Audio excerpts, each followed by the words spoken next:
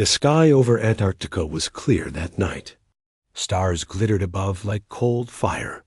Far below, in a deep underground facility hidden beneath layers of ice, the Earth Deep Space Command Center worked in silence. 1,000 machines hummed. Satellites whispered data into servers, and human operators monitored it all with tired eyes. Lieutenant Mara Voss sat in front of screen 12. Nothing had changed in hours. She reached for her coffee, cold dot just as she was about to get up and warm it. Her screen blinked once, just once. Then again. A soft tone pinged. She blinked. New. She muttered. Her fingers danced across the console. Lines of code and signals ran through the feed. At first, it looked like radiation noise, just background static from deep space. But something about the pulse pattern wasn't random. She enhanced the signal, cleaned the noise, and then there it was, a voice, a broken, whispering voice. Please, help. We can't. They're dying. Stars are bleeding. Mara froze. Her hand hovered above the emergency alert key. The voice repeated. Clearer this time. Not machine-generated. Not a human recording. Something else. Command, this is Voss at Sector 12, she said, voice calm but sharp. I have a Category 7 anomaly. Audio transmission unknown origin. Within minutes, the room was full. Scientists, military, linguists. Admiral Cade entered last. Tall, gray-haired, always silent before speaking. He listened to the voice play 5 times. The room was dead quiet. Where is it coming from? He asked. Mara replied. Sector RX-471, 3 billion light-years away, near a collapsed binary system. Someone laughed nervously. 3 billion? That signal should have taken millions of years to get here. Cade turned toward the astrophysicist. Unless it was meant to. The signal wasn't just a voice. There was data hidden underneath. Strange pulses, timing patterns, almost like music. But it wasn't any known language. Not quite. AI systems tried to decode it, but failed. Until it started talking back. One of the researchers screamed when the lab computer read out loud on its own. Hello, Earth. We see you. We are dying. We need you. Please respond. The United Nations. Council was called into an emergency session. The next morning. Earth had made contact before with a few scattered alien probes. All of them were dead, ancient, or unresponsive. But this was different. The voice didn't sound like a machine. It sounded alive, afraid. And the part that bothered Admiral Cade most. It wasn't asking for rescue. It was begging for silence. Could be a trap, he said in the private war meeting. No one cries out like that and hides it under deep space radiation. This message was hidden, and yet made just visible enough. That's not a distress call. That's bait. But the council voted to investigate. Curiosity was stronger than fear. A stealth ship, the Eidolon, was sent. No broadcasting. Silent flight. Crew of 8. Advanced tech. Orders. Go to source. Gather data. Return. 22 days later, the Eidolon left the solar system. It slipped through the edge of the Kuiper Belt, engaged quantum jump systems, and vanished from Earth scanners. On board, the crew was quiet. Tense. Captain Leon Mercer, a veteran of void patrols, watched the stars stretch around them. Strangest thing, he muttered, staring at the dark ahead. Stars are disappearing, as if they're going out. He was right. The further they traveled, the emptier space became. Stars dimmed. Some had collapsed into silent black holes. Others had vanished with no trace. Science Officer Riva tapped on her console. Sir, the signal origin point is in a completely dead system. There's no light, no energy. It shouldn't exist. And yet, something pulsed from that void. A beacon. They reached the RX-471 system on the 44th day. There were no planets, no moons, just a shattered asteroid field and an old dying neutron star, and something massive floating in orbit. The object was a ship, or what remained of one. It was larger than any station Earth had ever built, nearly 50 kilometers long, black as obsidian, silent, no lights, but it pulsed. Faint blue glow under its skin. Artificial, Riva confirmed, and alive. Power levels steady, minimal life signs. No movement. The crew suited up and boarded. Inside. The air was stale but breathable. The walls pulsed like veins, organic metal. Soft humming vibrations echoed down the halls. They found the first body in a side corridor. Alien, humanoid, but stretched. 8 feet tall, translucent skin, veins glowing faintly. Dead, peaceful expression. Fingers curled around a broken device. More bodies followed. Dozens, then hundreds. All lying calmly, as if asleep. No blood, no wounds, until they reached the central chamber, the heart of the ship, and there it stood. Not dead. A single alien, still breathing, eyes closed, body thin, connected to the ship through glowing cables, and from its throat, a voice. Please, leave. The crew backed away. Riva began scanning. The cables fed directly into the ship's core. It's not alive, she whispered. It's being used. It is the signal. Suddenly, the room darkened. The ship groaned. The alien's eyes opened. Black, empty. You are not supposed to come, it said. Captain Mercer stepped forward, slow and calm. We received your message. You asked for help. The alien blinked, then shook its head. No, we warned you. The stars are dying because we called you. They hear us now. They come when someone answers. Outside, the Eidolon scanners flared. 6 unknown objects appeared. At the edge of the system. Fast. Silent. No energy trails. No heat. They just peered, the pilot said in shock. Put the ship on alert. Ready the jump drive, Mercer barked. The alien in the chamber whispered again, weaker this time. They are already here. They eat suns. They follow the call. We buried the voice so they would never hear us again.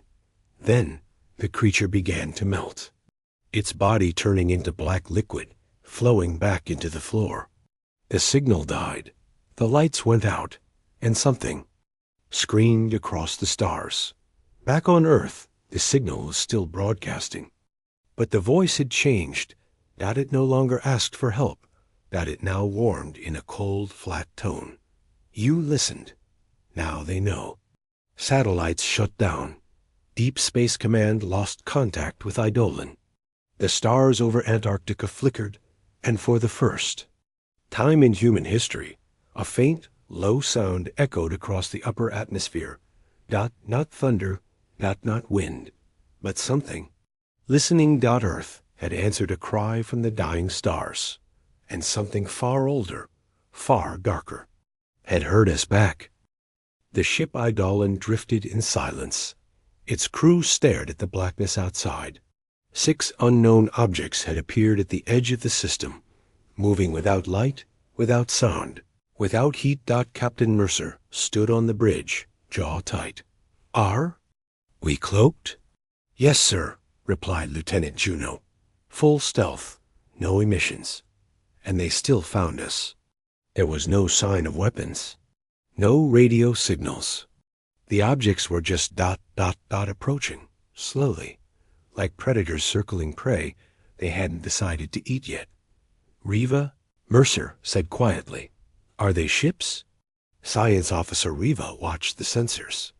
I don't think so, Captain. They don't have mass, not like normal ships, but they're there.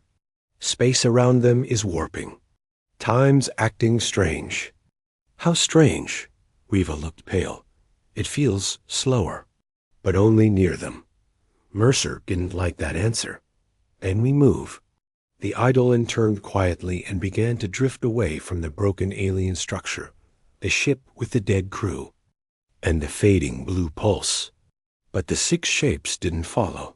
They watched. "Sir," Juno said, "they're not coming after us.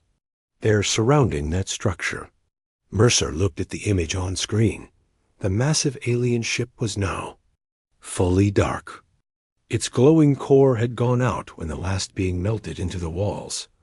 The signal had stopped. The warning had ended. And now these things had come. "They're feeding," Riva whispered. "What?" Mercer asked. "They're draining the structure, pulling energy from it.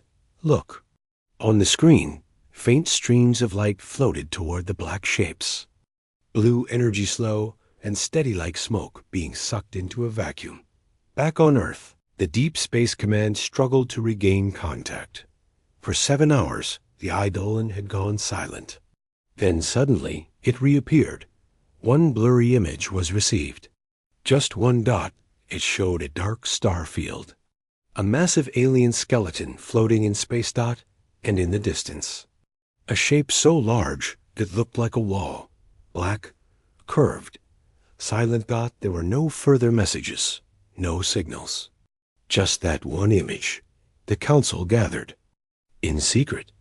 "This could be our only warning," said Admiral Cade. "If those things reach our galaxy, we may not be able to stop them." "But we don't even know what they are," someone said. "Ghosts? Machines? Weapons?" Cade didn't reply. He just stared at the image dot and the skeleton in it dot in deep space. The Eidolon continued drifting, away from the dead zone. Sensors were damaged. Engines were low. The crew was quiet. They hadn't spoken much since the encounter. "What did we find?" Mercer finally asked, breaking the silence. Riva answered, voice thin. "A graveyard." They passed another field of debris. But this time, the objects weren't rocks or metal. They were bones, giant bones. Some as long as small moons. One was still wearing armor torn and rusted, but alien in design. A massive spear floated nearby, its blade still glowing faintly. "With power. These aren't ships," Juno whispered. "They're bodies." The crew scanned dozens of them, all alien. All massive, all dead. "Why here?" Mercer asked. "Why die in this system?" Riva shook her head. "Maybe this is where they made their last stand." She pointed to a broken object in the distance dot. It looked like a cannon. A structure the size of a city, fused to the surface of an asteroid. It was half melted, scorched dot. They moved closer. Inside, they found records, faint, fragmented, but readable. Words were not in human language, but Earth's eye, I managed to translate a few lines. "We built this weapon to scream into the dark, not to call for help, but to warn. Defeaters come when voices rise. We shouted too loud, and now we are gone." The crew felt cold dot. It wasn't the temperature. It was something else. Like the emptiness around them was alive dot. Suddenly, alarms rang. Contact. Juno shouted. A black shadow passed behind them just for a second, then vanished. Mercer turned to the crew. "All hands to battle stations." The ship lit up, but not in time. The lights flickered. Gravity shifted. Time stuttered. For 3 seconds, everything stopped. Then it came back. Riva was gone. Her chair was empty. No blood, no sign, just gone. Riva? Nothing. Then. A soft knock on the outside of the ship. They turned cameras. There, floating beside the hull, was Riva. Her body, but she was old. Hair white, skin wrinkled, eyes open, staring into nothing. She had aged 40 years.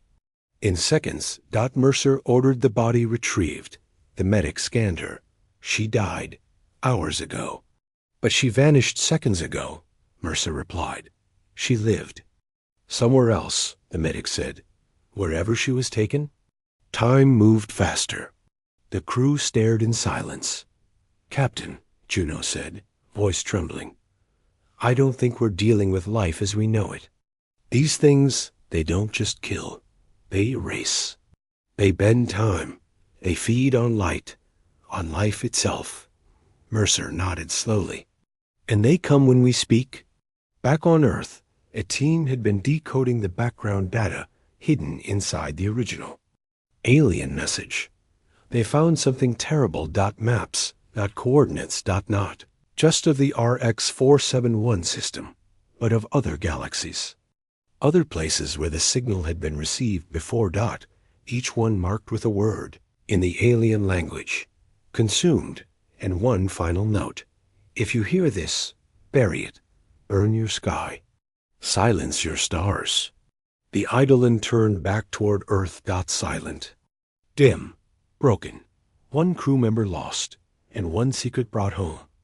Mercer sat alone in his cabin, staring at a sample they'd recovered from the alien ship. A small metal shard alive with faint pulses. It didn't belong to the structure. It was older, colder. And it was beginning to hum. He picked up his communicator. "This is Captain Mercer to Earth Command. We need to quarantine the artifact. It's waking up." There was no response. Static. Then a voice faint and wrong. "You brought it home." Mercer dropped the communicator. The hum grew louder. Far away. Deep in Earth's orbit, telescopes began to detect faint signals in dark space. The stars beyond Neptune began to flicker. The graveyard wasn't just a place of the dead.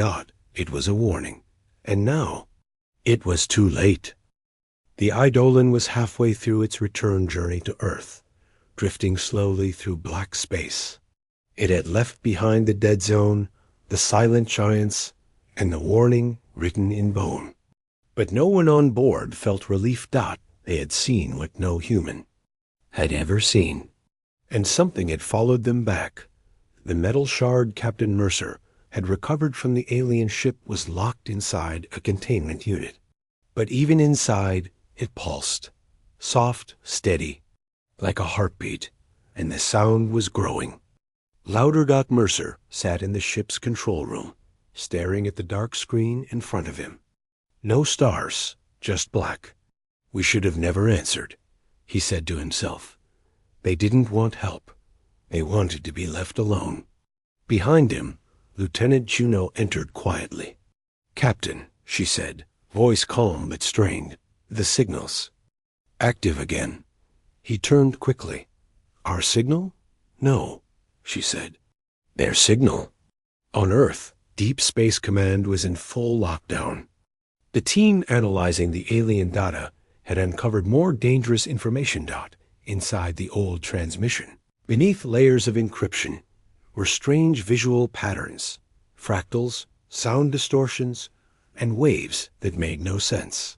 But when they ran it through a neural imaging system, something horrifying happened. The AI went dark. Not crashed, just silent. Every screen turned black. And one word appeared. Listening. Admiral Cade stood watching from the secure chamber. "Shut it down." All of it. Every receiver, every satellite. "But sir, now." Technicians scrambled to cut all global, deep space receivers. But it was too late. The signal had already reached thousands of civilian devices, home telescopes, amateur stations, old observatories. People all over Earth had heard the ghostly voice. Now, the voice had changed. Back aboard the Eidolon, Mercer watched as the shard in containment began to spin slowly inside the chamber. Alarms blinked red. The ship's AI whispered. Power fluctuations detected. Internal time lag increasing. External sensors reading ... inconsistencies. Mercer stared at the data. Time lag? How much? The AI answered in its calm voice. 3 seconds. 3 seconds ... Between what? Between what's happening inside the ship and what's being recorded. Mercer felt a chill. They weren't just being watched, They were being pulled slowly into something else. Reality was bending. Juno ran into the chamber where the artifact was sealed. She looked inside and gasped. The shard was no longer just pulsing. It was showing images. Floating inside the chamber, projected in the air, were visions, cities burning, stars collapsing, beings screaming silently in the dark. Whole galaxies empty. Mercer arrived behind her. "What are we looking at?" he asked quietly. Juno replied, "I think it's memory. The shard is showing us what it remembers, or what it has seen." "Then it's a recording." "No," she said, "it's alive." That night, none of the crew slept. The ship was quiet. Too quiet. Then, at exactly 3 o'clock ship time, a door opened by itself. Crewman Alvarez stepped out of his room, confused. He had heard whispering, not human whispering, something cold and distant. He followed the sound to the engine room. When he entered, the lights flickered. The engines were off. He reached for his communicator. Then he vanished. The next morning, Mercer called the full crew to the bridge. Alvarez was gone. No trace, no damage, just missing. And then the shard pulsed again. A message appeared on the main screen. "You answered. Now you carry US." Juno screamed and backed away. The others stared in horror.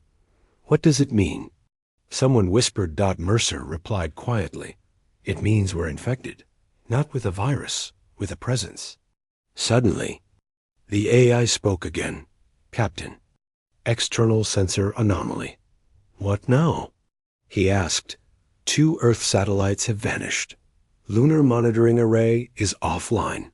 "What do you mean vanished?" Mercer demanded. "Satellites gone. Signal silent. Earth-Moon sensors show time. Distortion. On Earth, Deep Space Command was losing control. Astronomers had detected something strange near Neptune. A dark zone. It wasn't moving. It wasn't sending signals. It was just there. And every few hours, stars behind it disappeared. Like someone had erased them with a brush. In panic, the Council ordered every space scanner shut down. But the news had already leaked online. People had heard the message. People were whispering it. Some began to repeat it. "Please, help." They didn't know what they were saying, but the ones who said it started disappearing. Back in space, the Eidolon reached the edge of the solar system. Mercer looked out from the observation deck. Earth was a tiny dot in the distance. "We're bringing it home," he whispered. "We're bringing them home." Juno stood beside him. "Maybe they won't follow if we stop." He turned to her. "You mean abandon the ship?" "No," she said. "Destroy the shard." The idea was clear. If the shard was the source, then ending it might end the threat.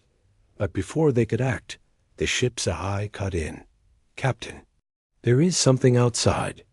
Everyone ran to the bridge. On screen just above them, a shape hovered. Black, silent, endless. Not a ship. A being. Its body wasn't solid. It flickered like shadows. But it had eyes or something like them, and it was looking at the Eidolon. The shard pulsed violently. Then, without warning, a wave hit the ship. No force. No heat. Just time. Every crew member dropped to the floor.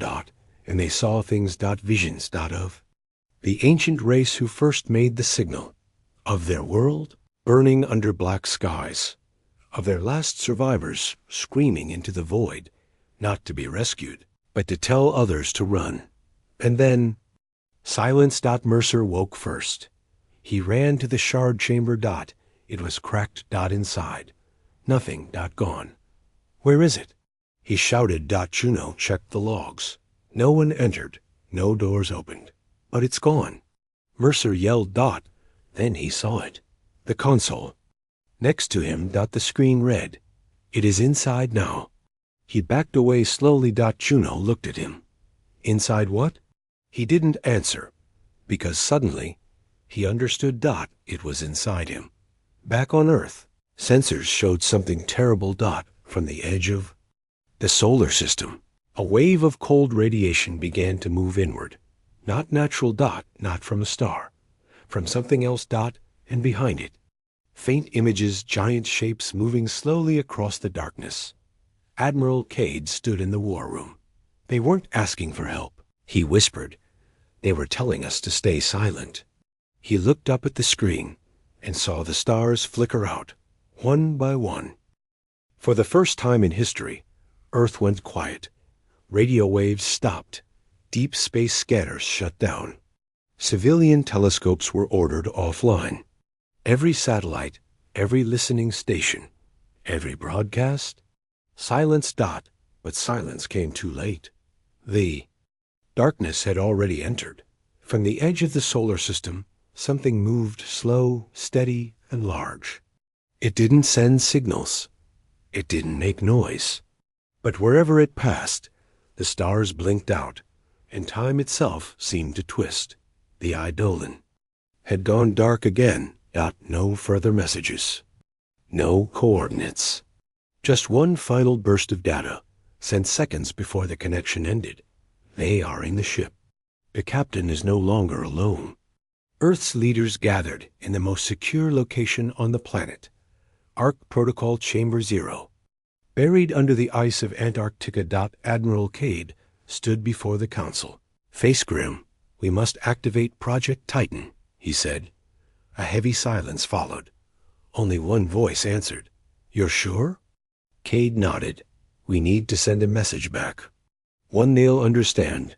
The president leaned forward. And if we fail? Cade answered without blinking. Then at least they'll remember we tried.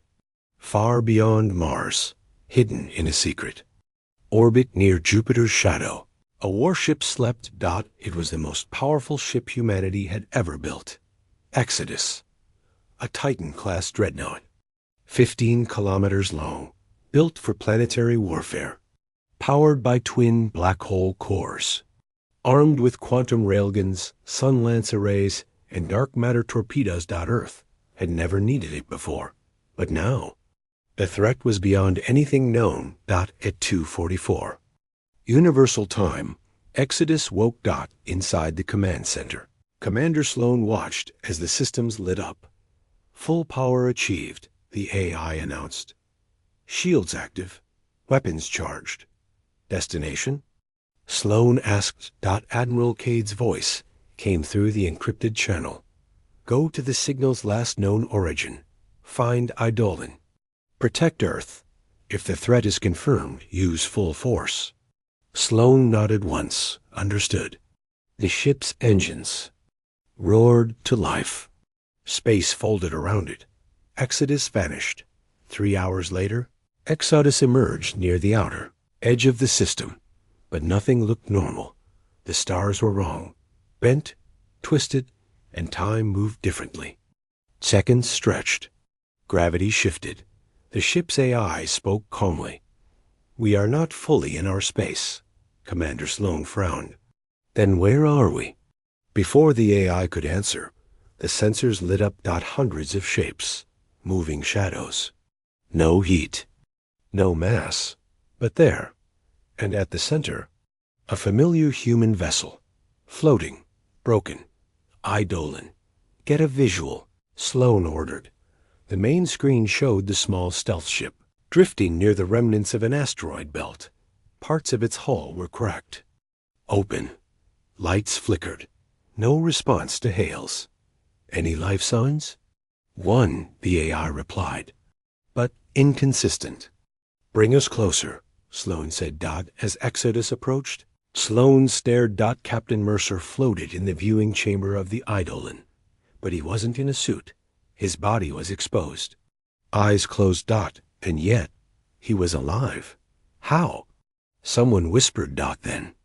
Mercer opened his eyes and smiled. Back on Earth, Cade watched through the deep scan channel as Exodus sent back data. The scans were confusing. Mercer's vitals were wrong. His brain activity wasn't fully human. His cells were changing. Some kind of unknown energy flowed through him. He was no longer just a man. The message from the Exodus came through. He's speaking without words. Thoughts not his own. Suddenly, all the screens on Earth turned black, and a new message appeared. One line. We gave you silence. You answered with a roar. Inside Exodus, lights dimmed, weapons powered down. On their own, Commander Sloan tried to override, but the AI refused. Systems compromised. Core logic under attack. The ship's inner walls began to ripple, as if breathing. Evacuate the Eidolon crew. Now, Sloan yelled. 2 drones were dispatched to grab Mercer's body. But before they reached him, Mercer moved. His arms stretched wider than human limits. His skin flickered.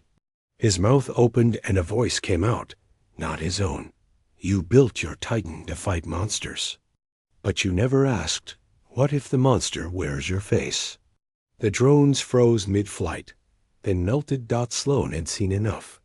Prepare quantum lance. Lock on the Eidolon. Fire at will. The weapon spun up. Deep inside the Exodus, the quantum lance pulled raw energy from its black hole core. The beam was designed to crack planetary shields. It fired. The lance sliced through space and struck the Eidolon directly. The stealth ship shattered into fragments. Captain Mercer's body vanished in the blast. The shadows around him screamed, but not in sound, in gravity. The ship rocked. Sloan held steady. Any survivors? No biological traces detected, said the AI. However, the shadows are changing. On the screen, the dark shapes that once hovered in the distance now moved quickly toward Exodus. Thousands. Double quotes, shields at maximum. Arm railguns, Sloan ordered. One by one, the massive weapons locked on targets and opened fire.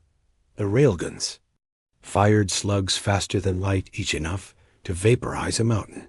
The shadows vanished when hit, but always came back, more and more, until they covered the stars.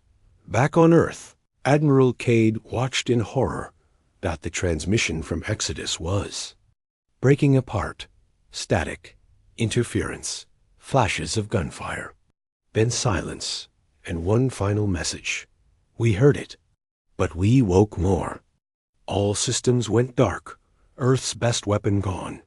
The Titan had roared, and the galaxy had answered. Then, without warning, something massive appeared at the edge of Earth's orbit. Not a ship, not a being. HOLEA tier, in space itself. As if something was trying to open the sky. Inside its shadows, shapes, eyes, and one voice. You came for a whisper. Now hear our scream. The hole in space hovered above Earth, large enough to swallow the moon whole. It wasn't a ship. It wasn't a wormhole. It was something else. The darkness stretched, swirling in unnatural ways.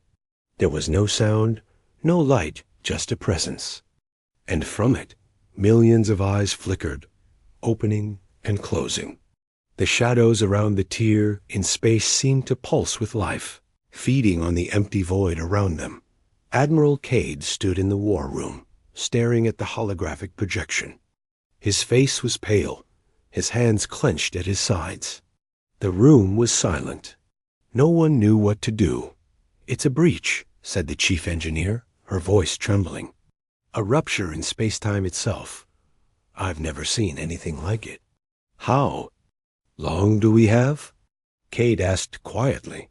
The engineer looked at her monitors, but there was no real answer. Minutes, maybe hours. It's expanding. Behind Cade, a voice spoke. Sir, Exodus is gone. The fleet had lost contact with Exodus.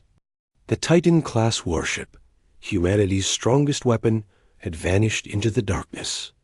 No trace remained, no signal, no fragments, nothing. For the first time in Cade's life, he felt the weight of helplessness. The black hole, the shadows, the eyes, they were all connected to the threat.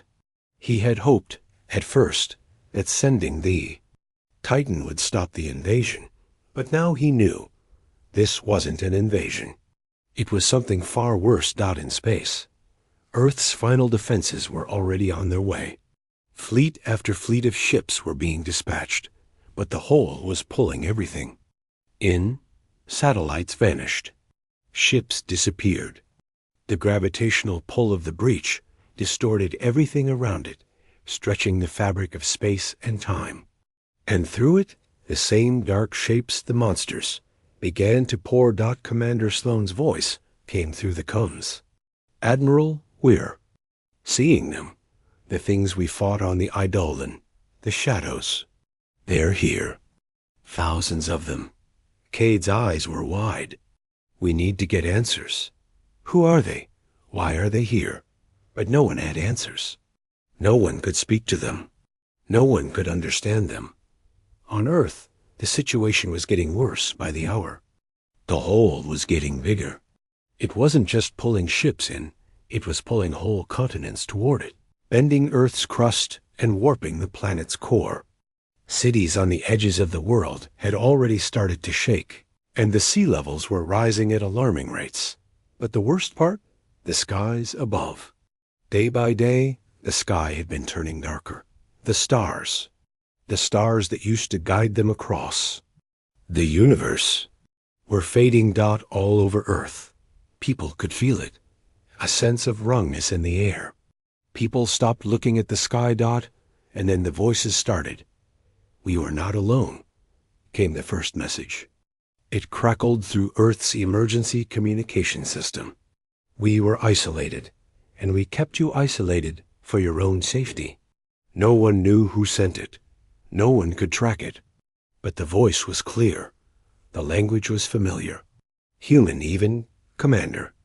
Sloane stood before the wreckage of Exodus, staring at the shattered remnants of the ship. It had been the pride of humanity, the hope of the world. And now it was nothing more than a broken heap of metal floating in the void. But something still moved. Inside, Sloane ordered a team to board the wreckage. The air was thick with static, and the gravity was off. Every step felt unnatural, like they were walking through a dream. And then they found it. The bridge. It was empty. Except for one thing. Mercer's body was still inside, but it wasn't the same as before. His body was twisted. His skin shimmered, reflecting strange light from the broken ship. His eyes were wide open, but they didn't blink. And the voice, Mercer's voice, spoke once again. You thought you were alone, but you were just waiting for them to come back. Sloane recoiled. It wasn't Mercer. Not anymore. I began to process the data, but it was too late. The ship groaned. The walls of the Eidolon shifted, and the shadows moved inside, as if they were alive. One of the crew members shouted, They're inside the shadows. They're inside the ship. Back on Earth, the voice continued to broadcast. We hid you, isolated you from the rest of the galaxy. The galaxy is a graveyard, and we kept you safe until you called. A message flickered, and then the voice spoke again, louder this time. But now you have awakened them. Now you will see the truth. You are not alone. You were never alone, and you were never meant to survive. In the war room, Cade slapped his hand against the table. We need to know who they are. Where are these shadows from? Why did they leave us alone for so long? But the answers never came. Just more static, more cracks in the message, and more cracks in the world around them. Sloane's team on the Eidolon was struggling to keep the ship together. The shadows, those dark shapes, were everywhere now. They crept through the walls, their forms flickering like bad memories. One by one, crew members began to vanish. Some of them screamed as their bodies were torn apart by the invisible force. Inside the ship, others were swallowed whole, fading into the shadows before anyone could react. Sloane ordered an evacuation.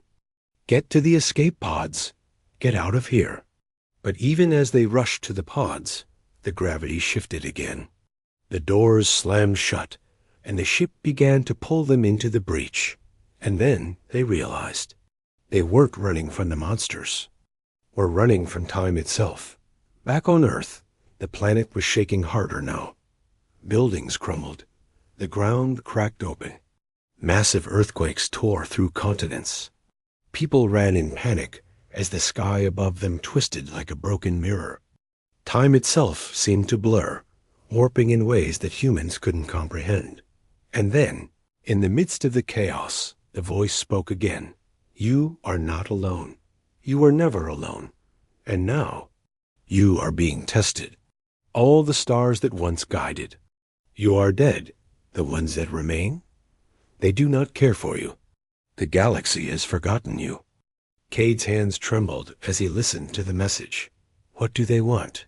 He whispered. Why are they doing this to us? The screen flickered, and a final message appeared. We were sent to isolate you, to keep you from the truth. But now you have awakened the old ones.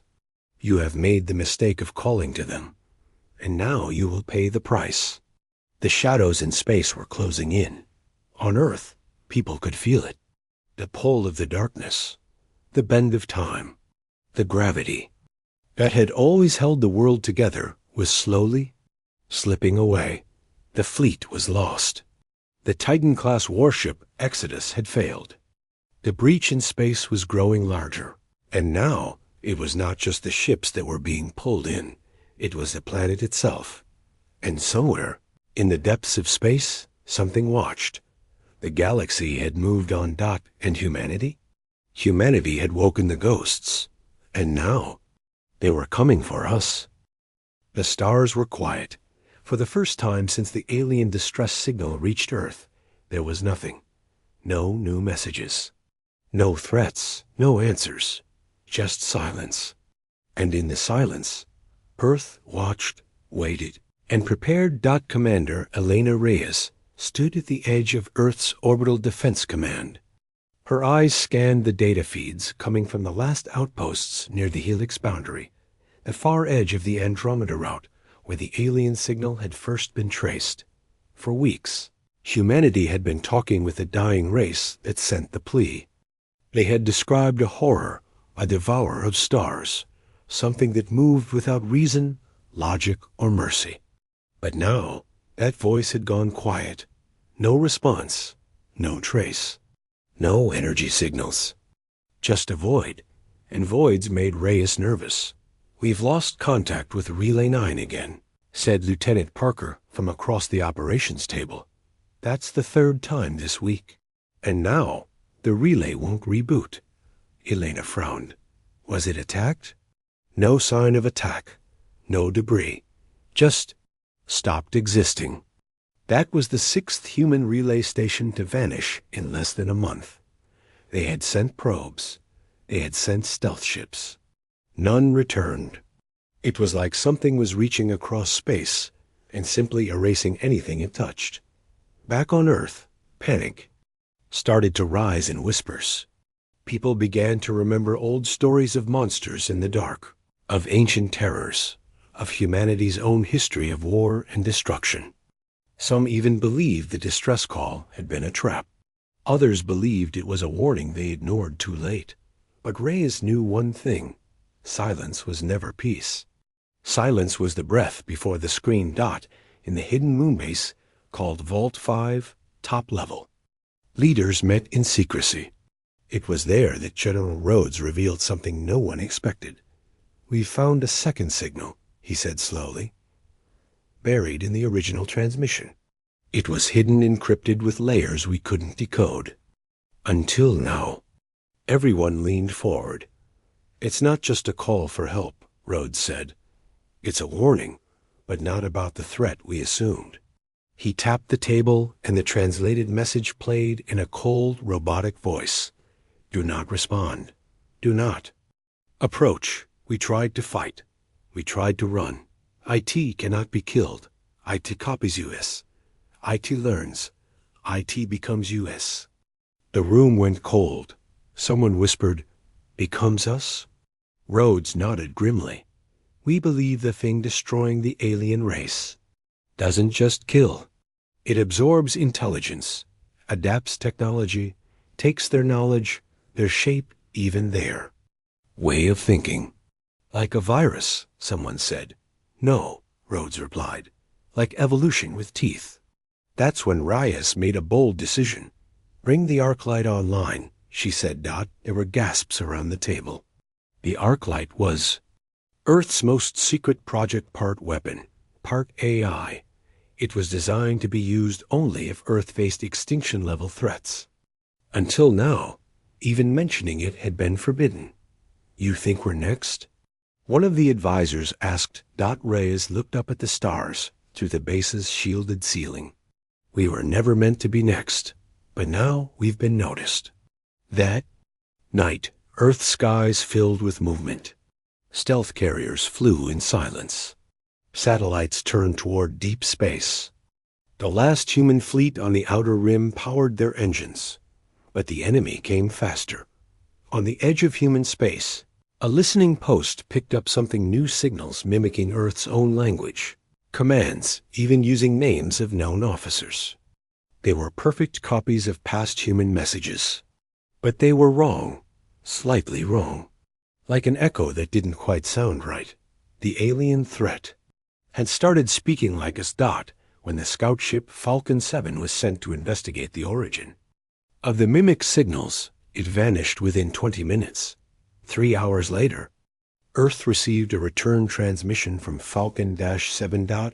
It showed the crew, or something, wearing their fur. Faces. Smiling. Bleeding. Speaking in calm human voices. We've seen your world. We like what we see. We will become you next. The footage ended with static. And then silence again. In the darkness of the command center, Ree stood still, frozen, listening to the echoing last words. She knew this wasn't a normal enemy. It didn't invade. It didn't conquer. It replaced. What now? Asked Parker, pale and shaking. Reyes turned. We fight, but we do it the human way. We adapt faster. We think louder. And when the storm comes, she paused. We remind them what it means to be human.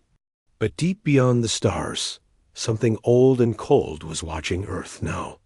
Not just as prey, but as the next form to take, and it was already learning. The alien scientist's voice trembled as he played the final recording. This was from the last planet that sent a distress call before it vanished. It echoed across the bridge of the Artemis Dawn, Earth's deep space expedition. Ship.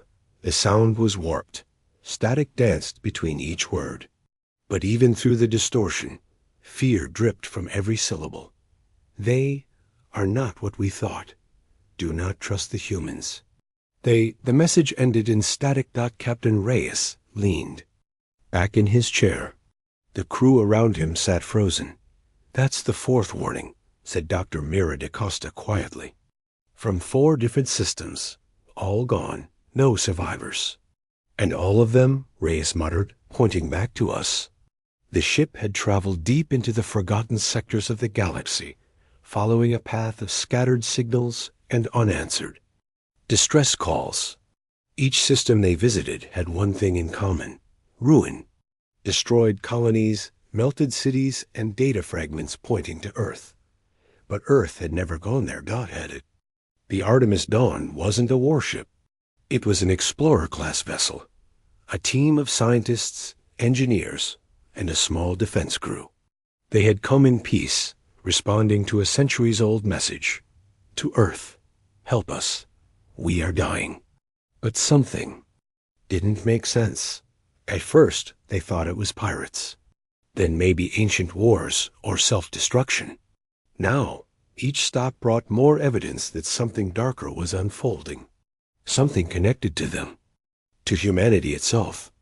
Lieutenant Voss looked at Reyes. Sir, if those messages are real, if someone or something is pretending to be us, we need to find out who. Dr. DaCosta stared at her monitor. Or what? They had picked up a strange signal from a derelict space station orbiting a dead star. It wasn't human, but parts of it used Karen encryption from before Earth's unification. Wars centuries ago. They docked with the station under strict quarantine. The lights were still on inside. The atmosphere was breathable but stale. The walls were scratched, as if something had tried to escape, and then they found it an old recording room, filled with broken equipment and one working terminal. The screen flickered to life with a blinking message. "We tried to warn you." More recordings followed. Survivors from various alien races, engineers, scientists. One was a Xyrathi technician who spoke in a deep, shaking tone. They came. In ships like ours, spoke like us. But they were wrong, cold, mechanical. They knew our names before we said them. Our weaknesses, our fears. They wore your face, Earth's face, but they were something else. Another message from a message. Trelawney Commander showed images copies of human soldiers, but their eyes were hollow, their movements stiff. Not machines, not clones. Something else entirely. Reyes felt his throat tighten. This isn't us. Someone's using our face. Why? They searched the station deeper. They found a cryo chamber sealed from the inside. The log said it had been locked for 96 years. Inside was a single occupant, not alien, human, barely alive. Dr. DaCosta ran scans. He's from Earth, or at least genetically. They thawed the man slowly, under strict quarantine. The moment his eyes opened, he screamed, "They're coming! You shouldn't be here." It took hours to calm him. His name was Nathan Varick. He claimed to be part of an Earth mission that never returned. But Earth had no record of it. "They replaced us," he whispered. "They were waiting out there, in the silence between the stars. They needed a shape, so they took ours." "What are they?" Reyes asked him. Nathan stared, tears in his eyes. "Hunters. But patient, quiet. They scan. They watch. And when they find something useful, they copy it. And then they erase the original." He reached forward, his voice breaking. "They're not pretending to be human. They're becoming us." Outside the station, the Artemis Dawn detected a faint ripple in subspace, a shadow just for a second. Too fast to track, but it felt familiar. Dr. DaCosta narrowed her eyes at her readings. "Something just scanned us using Earth military frequencies." Voss checked the defense systems. "There's nothing out there now. It's gone." Nathan stood weakly and pointed at the stars. "They're not gone," he said. "They're learning, and they're close." A warning blared. The ship's long-range sensors picked up something on the edge of the system. A vessel large, sleek, and unmistakably human-looking. But Artemis Dawn hadn't sent any signals, and Earth had no records of other ships in this region. Reyes stood. "No one answers that ship?" "Full lockdown." Dr. DaCosta looked up. "Captain, the ship out there. It's broadcasting our ID. Artemis Dawn. But we're here." The crew went silent. The bridge lights flickered. Just for a moment. And on every monitor, a single line of text appeared. "You found us." The alien ship above Earth was no longer silent. Its core thrummed with strange energy. A red pulse ran along its hull like a heartbeat. The ship, once crippled, once pleading, was now something different. Alive, perhaps, or awake. And deep within. The Earth's orbital defense grid, every sensor, every station, every satellite stared back at it in silence, because Earth already knew. They had always known. Captain. Rhea stood alone in the dark command room of Black Ark Station. The Earth below glowed with soft lights, peaceful and unaware. Behind her, the final transmission from the alien vessel repeated in a constant loop. "We were wrong. We were so wrong." They were never sleeping. They were watching. For 7 days, no one had answered that message. No ships approached. No rescue teams. Just silence from Earth and the growing tension from the stars beyond. Until now, the alien ship began to transmit again, this time on all frequencies, in every language ever known. Not a message of help, not a warning, but a record. A story. It began with their first encounter on the edge of the dying stars. The desperate call for help. The strange signal that led them here. The surprise that humanity still existed. And the horror they discovered too late. Across the galaxy, hidden relay stations picked up the broadcast. Across the stars, the truth spread faster than any fleet could chase it. The humans had not been destroyed. They had transformed. The signal detailed how humanity had built the last city ships and vanished into the void. How their technology leapt ahead, becoming impossible to trace or counter. How Earth had turned itself into a ghost planet, a perfect trap that watched silently from the shadows. The ship had thought it was sending a Plea for help.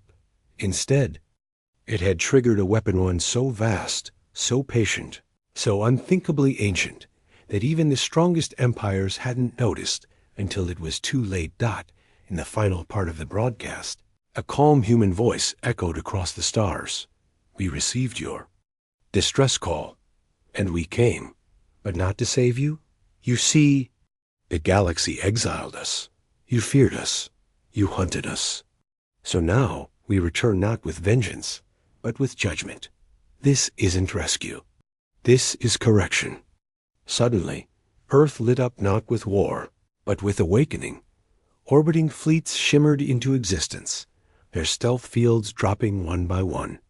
Titan-class vessels powered on, their ancient hulls still bearing scars from forgotten wars. Above the clouds, a second moon shimmered into view only. It wasn't a moon. It was a machine. A command structure the size of a continent, dormant for centuries. And now, online, the alien ship tried to flee. It activated all thrusters, screamed into subspace, but its engines were caught mid-burn, frozen in stasis by an invisible hand. The humans didn't fire. They didn't have to. The message had already reached every system, every empire, every council. And fear followed. Not fear of destruction, fear of memory, because the older races, those who had survived the first rise of humanity, remembered. They remembered the old war, the reason Earth was locked behind treaty and silence, the reason even tyrants whispered around the name Terran ascendancy. They hadn't just vanished. They had waited. Now, they weren't just back. They were in control. Back on Black Ark Station, Captain Rhea watched the stars begin to change. Strange constellations blinked out as stealth fleets powered on across the void. Warp gates activated, not to attack, but to contain. Earth was the center of the silent net, now pulling shut across thousands of systems. She turned to her crew, voice quiet. They asked us to help them. Her XO looked pale. And we are? She nodded. We are. Just not how they hoped. As this alien ship was dismantled mid-space carefully, precisely humanity sent its final message. This time, it wasn't a warning, it was a question. How many others made the same mistake? And across the galaxy, those who heard it began erasing records, purging databases, hiding old files labeled Earth, Humans, and Project Gatefall. But it was too late. The stars had already whispered the truth. They had sent a plea for rescue and awakened the last predators. Humanity wasn't the enemy. They were the consequence.